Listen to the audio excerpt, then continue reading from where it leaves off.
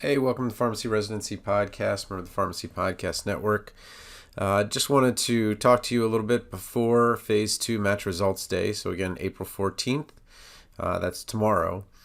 And right now, I know many of you are gritting your teeth, and I wanted to give you some encouragement, or at least the numbers show that you should be very encouraged.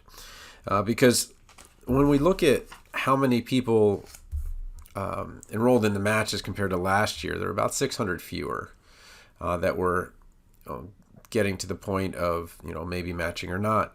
And then when we look at this year, there were about 150 or so more positions, up to 672 in PGY1 than there were last year. PGY2 was flat, 277 and 270 for last year and this year. So it really comes down to PGY1. And what I think is going to happen is, even if you were in last year's, use last year's numbers, you would see very few people are going to not match. Okay. So last year, after you have the applicants that were eligible, and we're talking about people who got at least one interview, there were 1,144. And of those, 464 matched, 680 didn't. But now we have almost 150 more positions. So this should reverse. It should be closer to over 600 will match. And because we have fewer, it should be under 400 don't match. So the question is, well, what do you do if you don't match? Well, there's only 400 of you, and I'm expecting there to be about 75 positions available after the match for the scramble.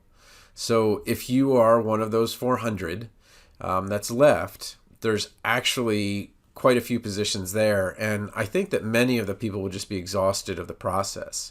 So if you have the persistence, go for it, go for the scramble. I know they don't call it the scramble anymore, but I think that there's a reasonable chance that you could get something if you go into the scramble. The other thing is that maybe you decide that it's over. You're done going for the residency for this year. The question is, do you decide to get a job this year and move on to next year? So I think the big thing is there's a lot of duress in the speed at which phase 2 happens, and then even more so with the scramble after.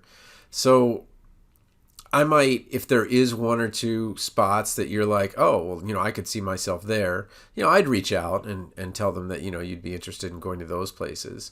But it's going to get easier to get a residency next year, and easier after that, and easier after that. So I think that, residency is a year where you really want to be somewhere that they want you.